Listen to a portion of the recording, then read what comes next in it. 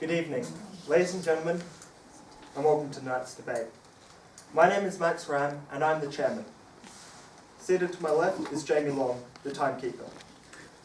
Mr. Moritz will be the adjudicator. The topic for this debate is that deplatforming has no place in Australian universities. The affirmative team, seated to my right, is from St John's Grammar School, while the negative team, seated to my left, is from Pembroke. The speaking time for this debate is 8 minutes. A single warning bell will sound 1 minute before the speaking time, and a double bell will sound at the speaking time. A continuous bell may be rung 30 seconds after the speaking time, in which case the speaker must sit down immediately. Please ensure that your mobile phones and other electronic devices are switched off. I declare this debate open and call upon the first affirmative speaker, Alex Matters.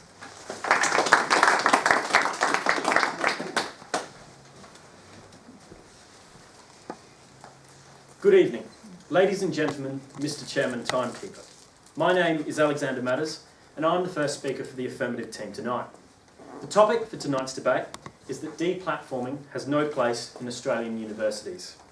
We define deplatforming as a form of political activism by an individual, group, or organisation with the intent of shutting down controversial speakers or speech, most commonly seen through denying access to a venue in which to express their opinions. We also define has no place as being contrary to the ideals, nature and integrity of Australian universities. As the affirmative team, we firmly believe this statement to be true. Now today, as first speaker for the affirmative team, I will be discussing the importance of free speech and subsequently the necessity for open debate and discussion at universities.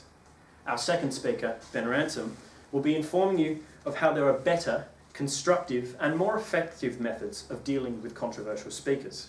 He will also speak to you of how the government has already passed legislation dealing with extreme speakers and views, removing the need to deplatform speakers within Australian universities.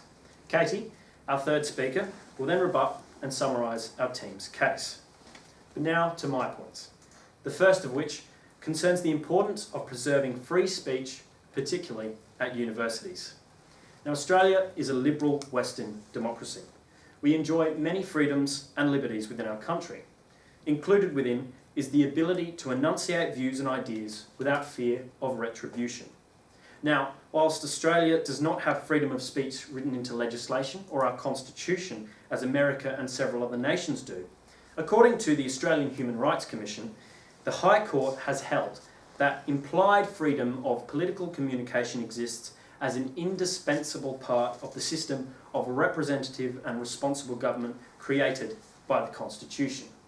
Now, our universities, academic institutions overwhelmingly funded and subsidised by the taxpayer, are required to observe these principles. Deplatforming controversial speakers only serves to counter these principles, inhibiting individuals from expressing their political views. The restriction of controversial speakers and speech does thus stand at a crossroads with Australian social and political standards. As public institutions, Australian universities have a requirement to fulfil these standings of the High Court. Additionally, as Ben will touch on, there is no need to limit controversial speakers within Australia, as, unlike America, we have laws and courts restricting hate speech, which prevent controversial speakers from demeaning and causing offence to individuals. However, it is not up to the university's discretion to enforce these rules. It is in their very nature to instead be pillars of free speech and to test these rules. The number of political clubs found at universities already indicate that they are a hive of different opinions. Free speech has been a strength of Australia's history and political history, allowing for constructive debates between individuals and groups, and the rising of momentous political movements.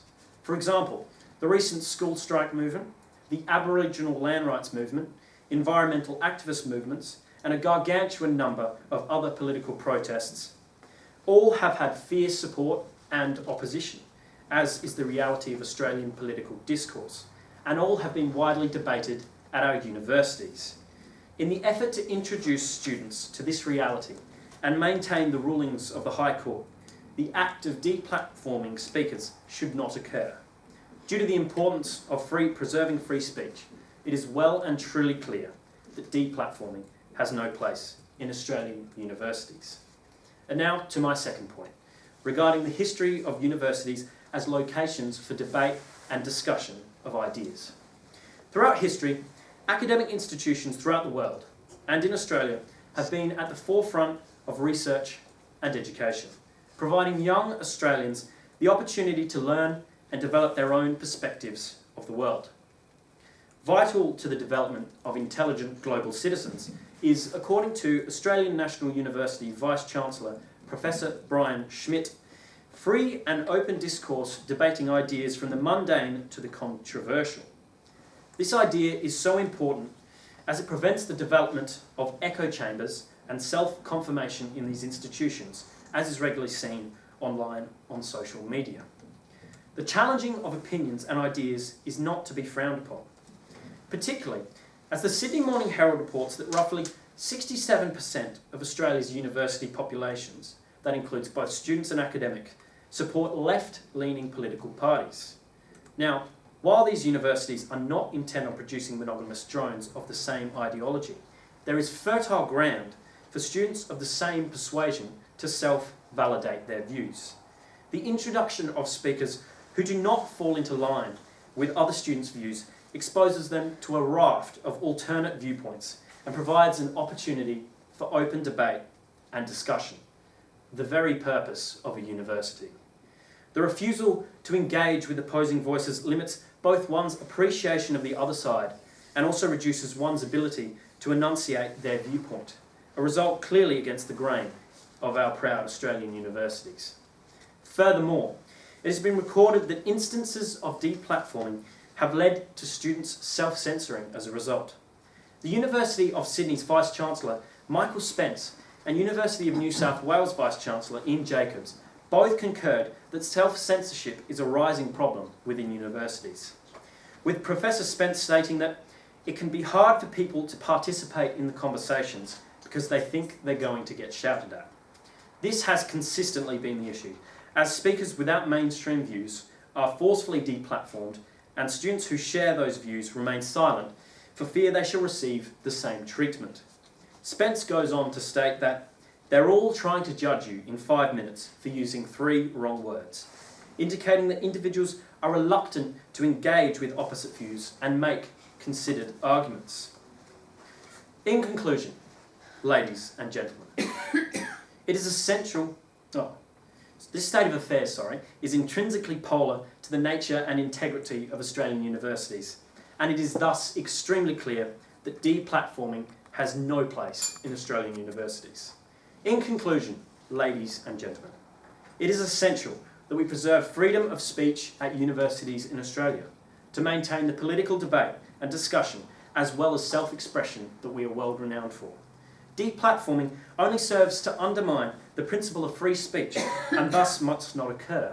Additionally, debate and discussion at universities should not be impeded in any way, otherwise we risk the creation of echo chambers and self-validation. Additionally, to ensure we are not leading students to self-censor their political views, controversial speakers should not be shut down. As a consequence, ladies and gentlemen, it is starkly clear that deplatforming has absolutely no place in our proud, great, academic Australian universities. Thank you.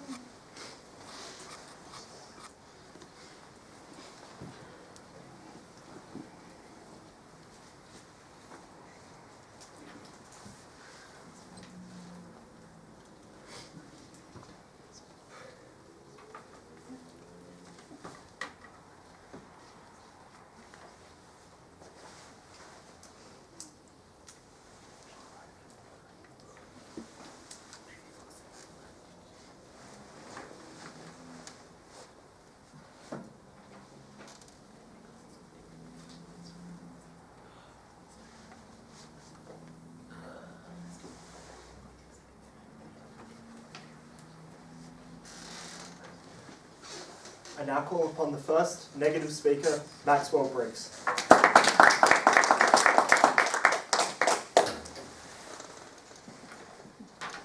Good evening, ladies and gentlemen. The topic of tonight's debate is that deplatforming has no place in Australian universities. As the negative team, we strongly believe that there is a place for it. The negative team mostly agrees with our opposition's definition, but would actually like to clarify a few of the points within it. So, in defining deplatforming, we'd like to clarify that there are two main ways in which it can occur. The first being the university's faculty themselves rejecting previously considered speakers as a result of incompatibility of ideals, or deeming it inappropriate for the university environment or out of protest of their ideas. The second area being that is the students themselves protesting and to some extent physically blocking speakers from sharing their ideas on university grounds. Furthermore, we'd like to clarify what is intended by the term no place, which I believe suggests a certain level of absolutism in stating that it should never occur. As the negative team, we will argue that there are many appropriate situations for it to occur. However, not all cases where it has occurred in the past were justified. As first speaker, I intend to explore the role universities have within society and how in relation to this, deplatforming has a clear place. Furthermore, I will discuss how universities play a large role on the political scene and actually to some extent seen to have authority on the matter and have the ability and have to some extent judgment over the value of opinions. And finally, I'll discuss the consequences of placing controversial speakers within such a highly regarded platform. Our second speaker, Zaza, will take it from a different angle and explore it much more from a student side of things and the importance of safety within a university environment relating to certain speakers coming in to speak.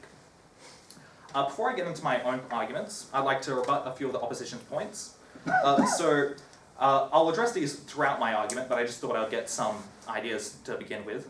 First off, regarding the first of Female's argument that free speech relates to the idea of having a platform within universities. The right to free speech is not a clear idea. You can't just speak wherever you want. It's not as simple as the right to free speech means that you can have a platform within a university. The right to free speech has nothing to do with receiving an endorsed platform from a university. You have the right to speak, but you don't have the right to have anyone listen to you. I'll continue to address that later in my argument as well. And secondly, they stated the importance of discussion. And I would like to say that there is value to open debate, but there's value to open quality debate.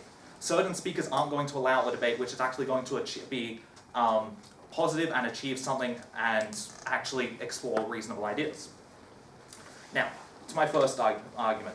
So the first affirmative speaker has actually set out universities as simply a place of learning and how it's about the sharing of ideas. And I agree with that, but there's also a lot more to it. One of the major goals of universities is promoting intellectualism within society. This idea is presented within a lot of goals laid out by different universities. For example, Adelaide University, on its website, states within its mission statement that its goal is to promote excellent research and create a community of intellectualism. Same goes for Melbourne University, who states that it intends to be a leader in a society of intellectualism. So, how is this relevant to deplatforming? In achieving this academic excellence and intellectualism, certain speakers just can't be allowed to speak. Even if they were a very clear example of this that I've found occurred in Queensland, occurred in the University of Western Queensland and was reported by a news outlet, the Tudor Advocate. So, in the University of Western Queensland, a speaker, Brian Jones, was deplatformed. He was a relatively popular speaker who was coming into the university based on popular support from the students on the campus. On further consideration of the speaker, however, they eventually decided that he was no longer a good fit for the university. And this is for several reasons. For example, he had no formal qualifications, and his ideas were in no way associated, were supporting the process of intellectualism and the methodologies that the university support, including some of his conspiracy theories include stating that feminism is behind the terrorist group ISIS. The university originally invited him, but deplatformed him because they realized that his ideas were not supportive of the university ideals. And that's a completely reasonable claim. You shouldn't promote stupid debate between someone who's claiming that feminism is behind ISIS. Universities don't go promoting speakers who deny climate change, as that goes against the ideas surrounding intellectualism and the support of certain methodologies which have achieved that claim. So, in discussing intellectualism, I took it from a much more evidence and scientific-based route, because clearly you can suggest that some speakers, when it comes to science, have failed to meet the required methodologies. However, I believe this also extends further towards other situations. So, a more political it's a little bit difficult to apply it to political discussions such as civil rights, but it still does occur. What's the point? What's the point in a philosophy degree if there's no idea of appropriate methodologies when regarding ethical matters and all those sorts of things? At Adelaide University, they offer degrees in peace and conflict studies, international relations, sociology, gender studies, and philosophy. All these things are clearly opinionated matters regarding social issues. If there's no sense of authority in those matters, there's no reason for them to be able to offer those subjects. So clearly, there exists difference, value, and opinions. Not all opinions are made equal in this situation. Yeah, it's generally accepted that universities are a body of significant authority, and they have the ability to decide on which opinions are appropriate for the platform. So in this case, otherwise why would you pay tens of thousands of dollars to be taught by someone who has no authority over the matter and has nothing worth listening to, and has no reasonable ideas, and it has no ability to decide what's right and what's not? So as an extension of this concept of the authority that universities provide, I'd also like to explore how the clear consequences that occur when they allow negative ideas to appear. So, taking some extremist views, the moment they appear in a university environment, although they can be debated against within that environment, the moment they're actually present within that environment, it provides legitimacy to those ideas. Within debating itself, we're encouraged to source from universities, and we chuck on the name of a university on a source that we give, and it gives it validity. Well, the same case goes for the moment you attach something to a university, it gives it credibility. And the moment we allow speakers who have opinions which are not well reasoned out, do not support intellectualism, do not support the methodologies that universities support, we're giving them validity which they clearly don't deserve. So, to conclude, I'd like to quote something from the independent review of freedom of speech in Australian higher educations. So this is something discussing the freedom of speech idea that they also clearly think is relevant here. So, to quote exactly what it said, it states that a university may refuse permission to, just one sec. This was produced by the Australian government to comment on the universities. To quote it, it states that a university may refuse permission to any invited visitor where the contents of the speech is or is likely to involve the advancement of theories or propositions which do not meet scholarly standards as to be detrimental to the university's character or as an institution of higher learning. So this exemplifies the two ideas. Firstly, that the universities have the right to promote intellectualism, and secondly, it's not a matter of freedom of speech. This is something exploring freedom of speech, and they have declared that this is completely reasonable for deplatforming to occur when it relates to it. They have the right to do it, and they clearly should to promote their own ideals. Thank you.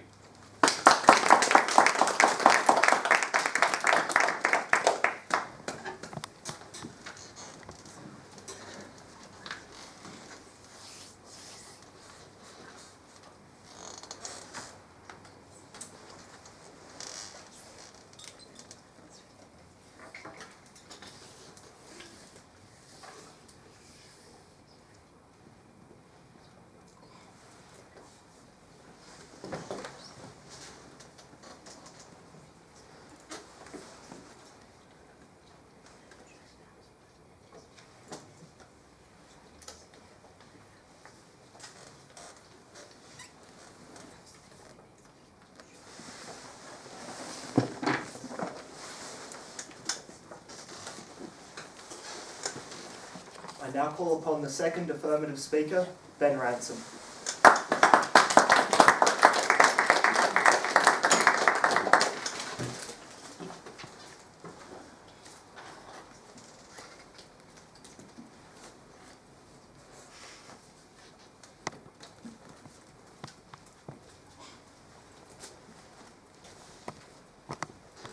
Good evening, Mr. Chairman, ladies and gentlemen. My name is Ben Ransom, and I'm the second speaker for the Affirmative team. The topic for tonight's debate is that deplatforming has no place in Australian universities, and as the Affirmative team, we're in strong support of this statement and believe that deplatforming does indeed have no place at universities. Now, before I resume our team's case, I would first like to rebut the main points made by the opposition team.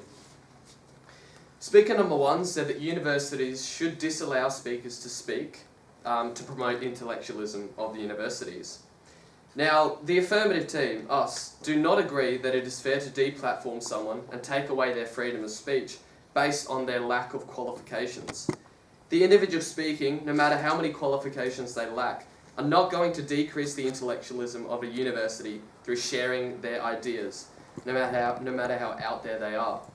More importantly, we believe that it is important to give all opinions and data on a problem so that students can become global citizens with a global understanding of an issue on both sides of the argument. Furthermore, they also use the Batuta Advocate to back up their sources, and we would like to point out that this is a political comedy page and is not actually real news. They regularly post comedic content, so it's not a reliable source to be backing up claims with. Secondly, speaker number one said that universities have permission to refuse permission of speakers to speak. As I will expand on later on in my speech, the Australian Human Rights Association and the Australian government both have current laws in place that prohibit racial and discrimination on the basis of sexual orientation as well. And so we believe that these laws already do enough to prohibit behaviour such as this, which can have a negative effect. So deplatforming individuals and taking away their freedom is therefore unnecessary. And now to our team's argument. Our first speaker, Alex, has already confirmed that deplatforming has no place in Australian universities due to the importance of freedom of speech. Alex also explained that deplatforming has no place at universities due to the necessity of open discussion and debate at universities, and as this fuels innovation through communication and collaboration and sharing of different perspectives. Tonight, I will discuss how deplatforming has no place at universities, as there are much more effective ways to handle the opinions of bigoted individuals. Furthermore, I shall also expound how there is no need for individual censorship of freedom at universities, as the government already have policies in place to control extremist views. To my first point, that deplatforming should not be employed at universities, as there are more effective ways of handling bigoted individuals. The odious act of deplatforming a person simply because their opinions do not align or satisfy your own ideologies is an act of cowardice which does not achieve the intended outcome of quelling their views. A Seattle-based newspaper named the Washington Times reports that deplatforming as a means of silencing a speaker is in fact ineffective, as it brings the target more attention as they clamour to be heard on social media and at other congregations. At the New Yorker Festival last year, an on-stage interview with Steve Bannon was cancelled abruptly following public outcry online regarding Bannon's controversial political views. Rather than having the desired effect of, to be short, shutting him up, this event actually spotlighted Bannon, as he soon after appeared in numerous newspapers around the country. This was not for his part in the decline of America and the rise of Trump, but was in fact for his own deplatforming. This gave Bannon the opportunity to share his opinions on a national-wide scale and influence myriad more Americans than he could have had he merely spoken at this single convention. This is clear evidence that deplatforming should not be used at universities, as it is simply not an effective means of silencing bigoted individuals. A study authored by David Brookman and the University of Stanford, and Joshua Kaller of the University of California investigated more effective solutions of combating harmful opinions, in particular anti-transgender attitudes.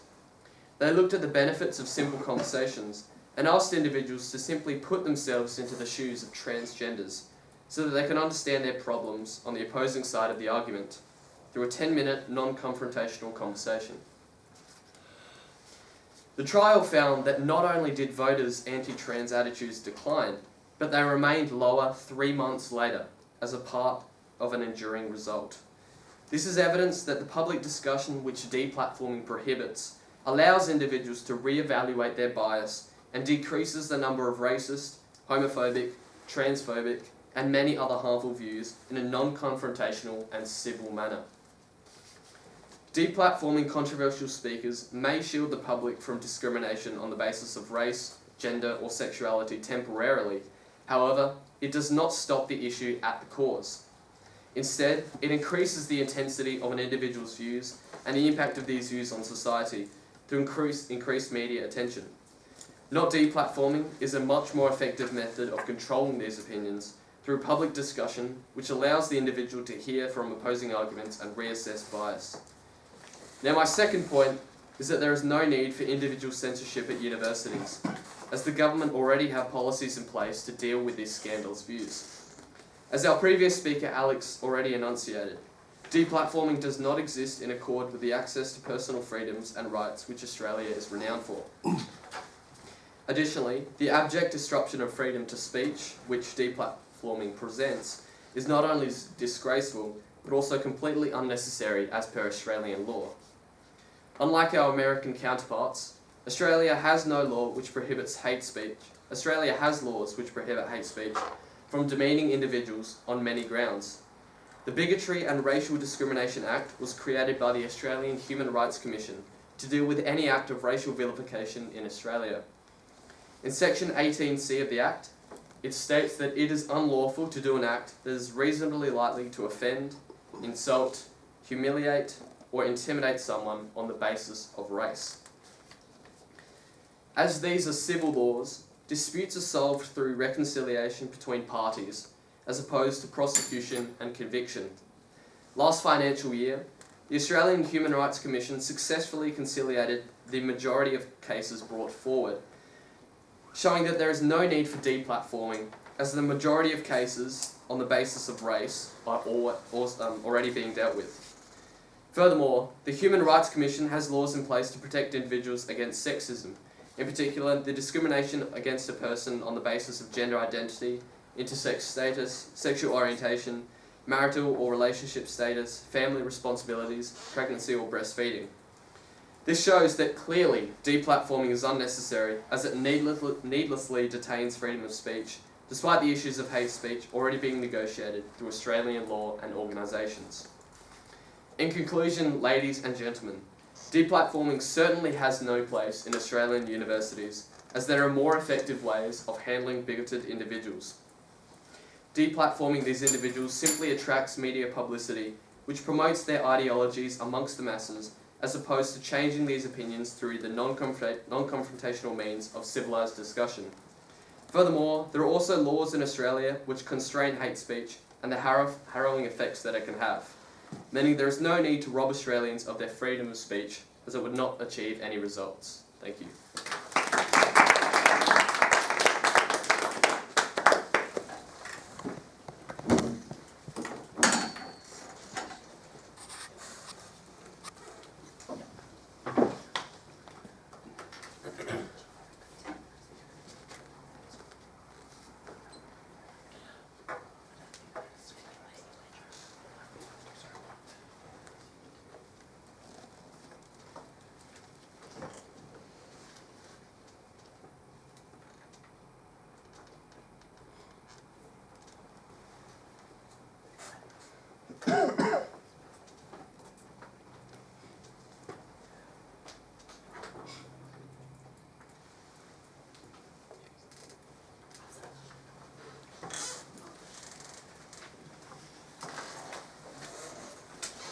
I now call upon the second negative speaker, Kate Crowley.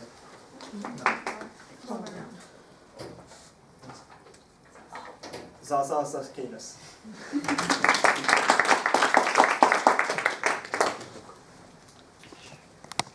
Good evening, Chairman, ladies and gentlemen. The topic for tonight's debate is that deplatforming has no place in Australian universities. However, we as a negative team strongly, completely and utterly disagree with this statement. Before I begin my speech, I would like to rebut some of the opposition's points. The second affirmative speaker has tried to tell you that speakers do not need qualifications to speak at a university. Ladies and gentlemen, I don't know about you, but I find this completely absurd.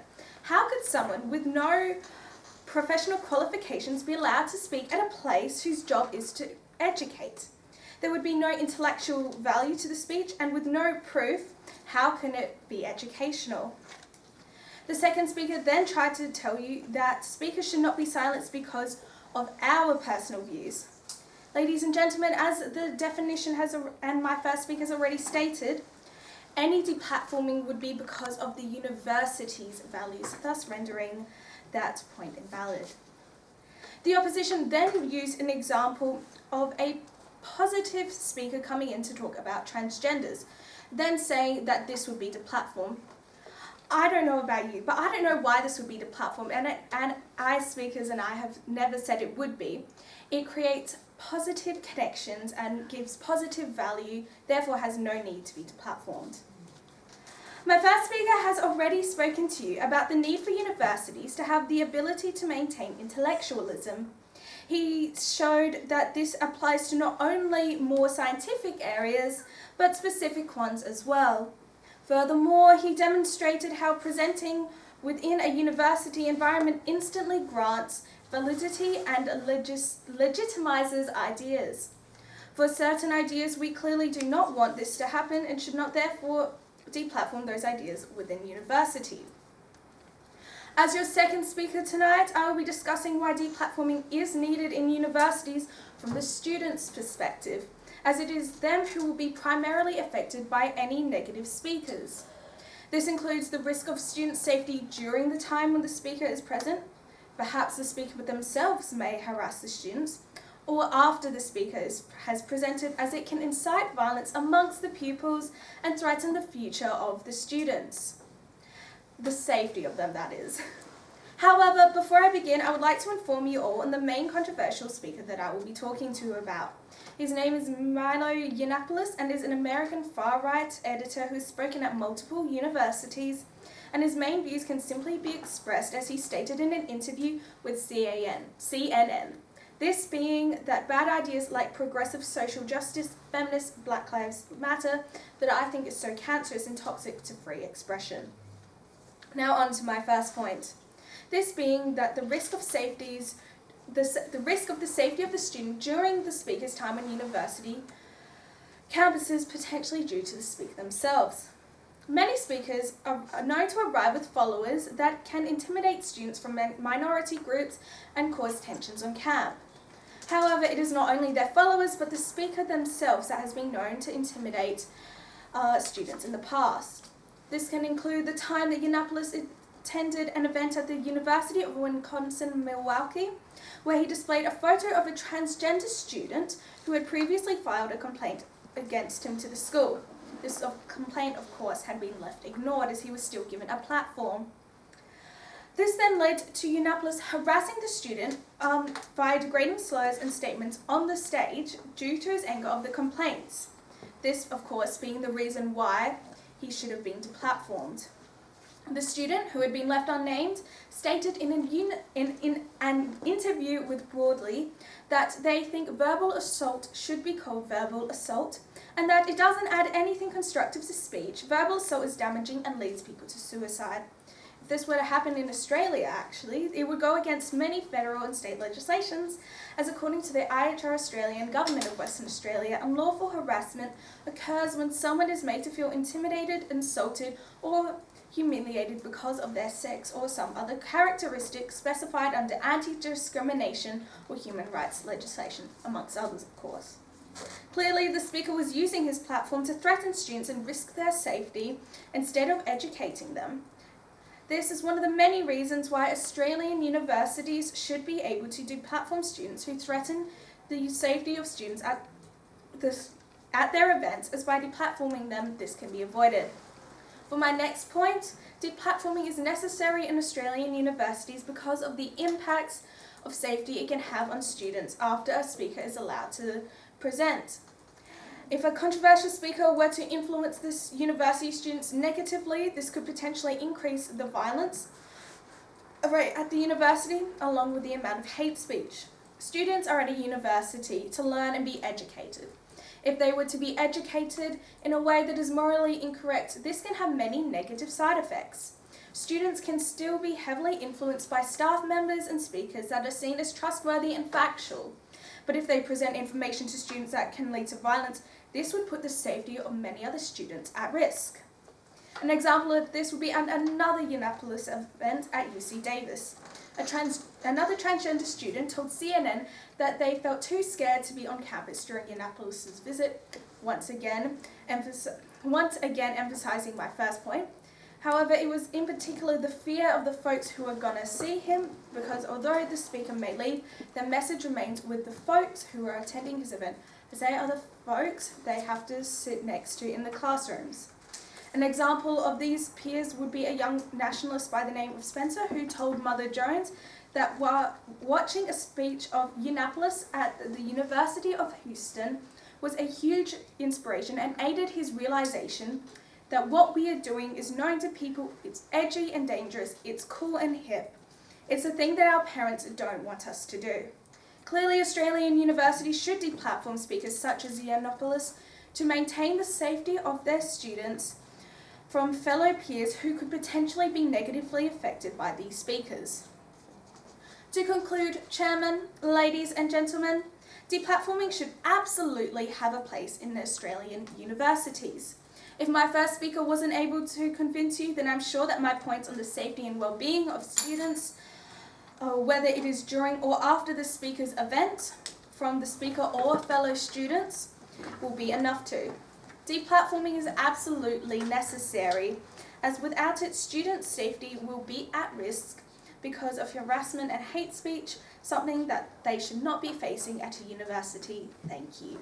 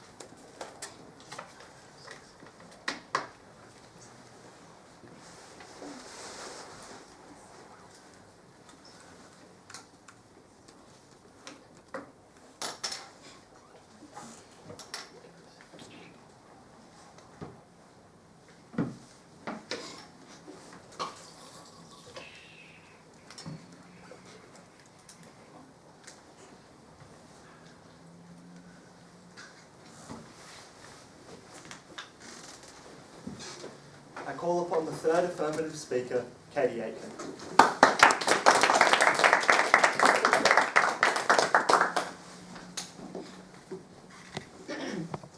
Good evening, Mr. Chair, ladies and gentlemen. The topic for our debate today is that deplatforming has no place in Australian universities. My name is Katie Aitken, and as third speaker today, I will be initially rebutting the incorrect points stated by the negative team and summarising the first and second speakers' points and our overall team case. Now to the rebuttal. The affirmative team have firstly stated that the role of universities is to promote intellectualism, and therefore to achieve academic excellence, certain people shouldn't speak.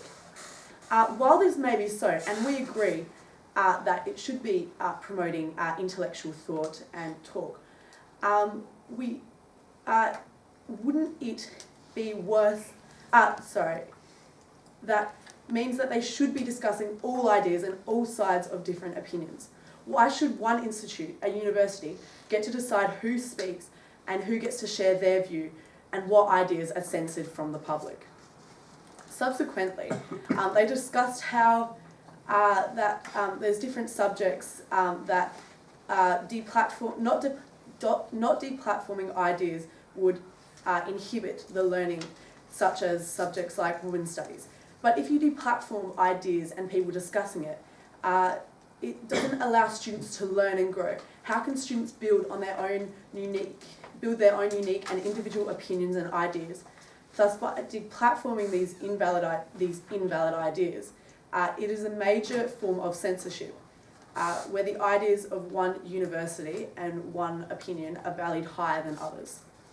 The Affirmative team also said that the lack of deplatforming promote hate speech. This is irrelevant because in Australia there are Australian laws which prohibit hate speech. Under the Bigotry and Racial Discrimination Act derived by the Australian Human Rights Commission to do with this racial discrimination, in section 18C of the Act it states that it is unlawful to do an act that would insult, humiliate or intimidate someone on the basis of race. Therefore, by deplatforming someone, it is redundant. Furthermore, as Ben stated, a study that occurred by David Brookman of the University of Stanford investigated more effective solutions in decreasing hate speech, and by having speech that that people may not agree with. For example, a conversation about transgender people. After the conversation, it was seen that most individuals had declined their views in some way, and if not all the way. Furthermore, the Affirmative team, as Ben mentioned, referenced a site, the Batuta Advocate, which is not relevant.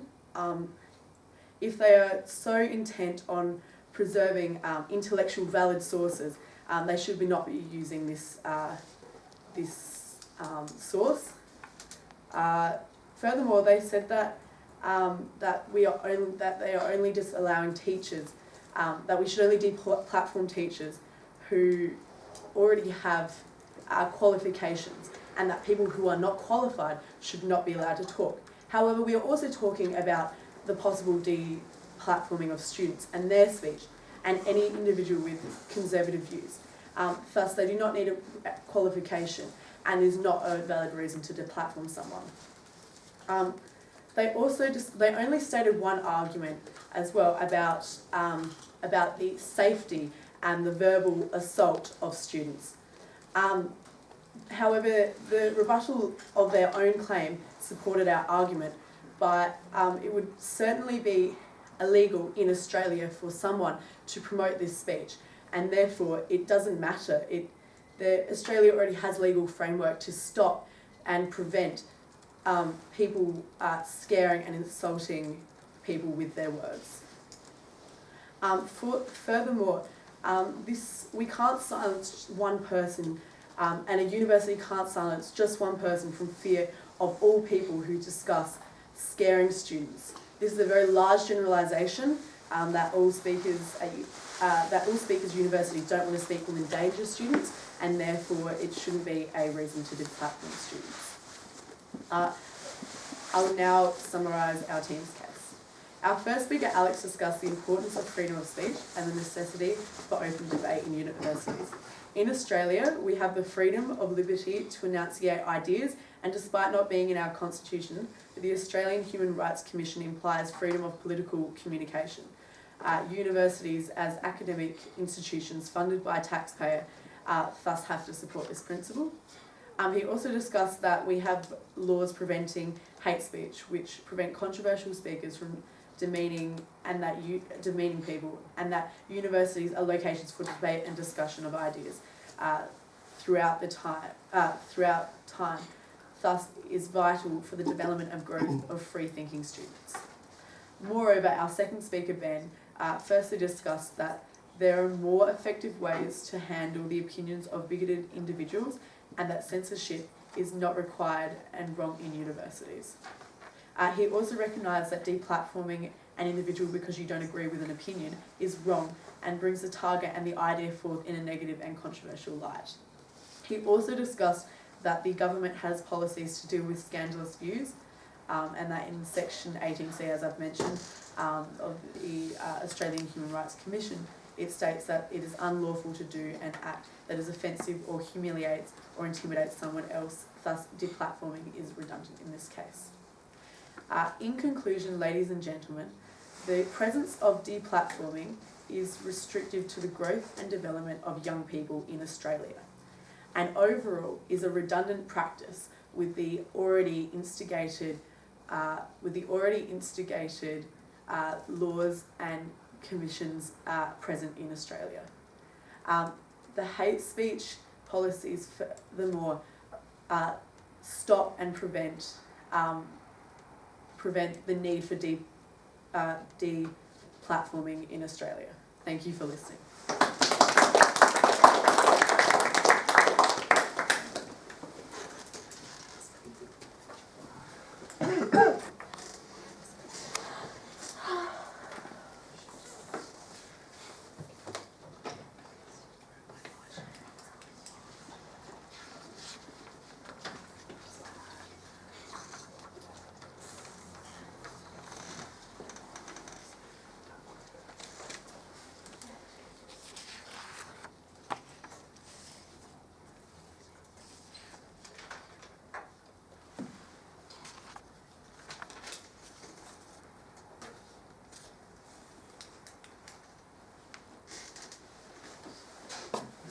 I now call upon the third negative speaker, Kate Crowley.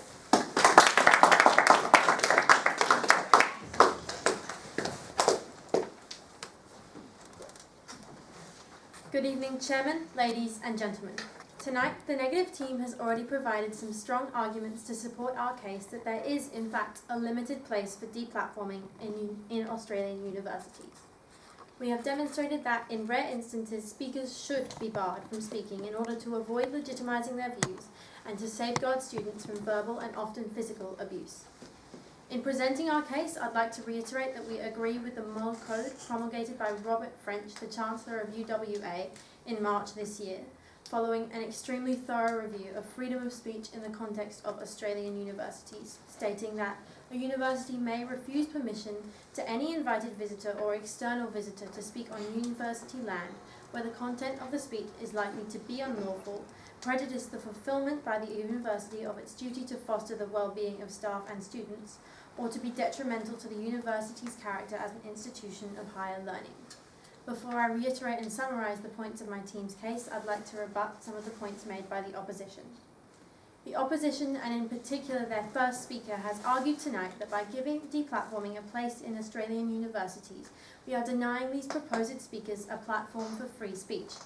However, free speech is already a fairly abstract concept.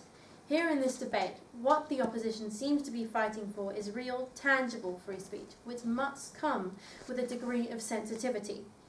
In arguing that deplatforming has no place in our universities, make no mistake, the negative team is not outlawing all controversial speakers, for how else would we foster debate? However, would we say that speakers who promote hate speech, who foster unnecessary argument, deserve a platform, the same as one might give to a valued academic?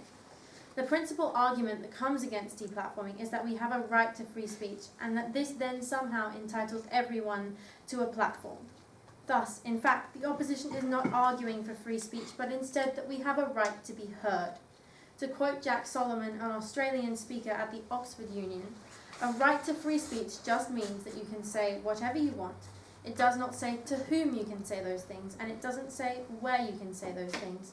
Most importantly, it does not entitle you to a platform. Yes, the government cannot arrest you for what you have to say, but this in turn does not give you a right to be listened to. If the opposition was able to prove tonight that we have a fundamental right to be heard, and we're not simply grasping at the concept of free speech, then perhaps their case would be formed on a stronger foundation. They also argued that by allowing deplatforming, we are going against the purpose of universities, that it impinges on academic freedom, on the truth-seeking process. As my first speaker highlighted, universities are seen by the community as seats of knowledge, providing the community with a reliable source of information on a wide range of topics. Allowing a speaker with abhorrent views to speak at a university unquestionably gives that speaker's reputation a substantial boost. As Neil Levy, Professor of Philosophy at Macquarie University put it, an article in March this year, an invitation to speak at a university campus, a prestigious event, or to write an opinion piece for a newspaper provides higher order evidence. It provides evidence that the speaker is credible and that they have an opinion deserving a respectful hearing. In addition to this, my speakers have already given several reasons as to why deplatforming can, in fact, contribute to the purpose of a university. We agree that there is increasingly a culture of political correctness permeating universities and wider society, and this culture can stifle perhaps particularly the kind of debate that should be going on at universities. However, there are still instances when speakers whose views are either so offensive or blatantly wrong that they should not be permitted to speak under the auspices of our most respected educational establishments. As stated in The Guardian, American academic Roxanne Gray argued that those who mock the idea of safe space are most likely the same people who are able to take their safety for granted. Our opposition has also argued tonight that students, by inviting these speakers, will have the opportunity to argue with them, to present alternative views.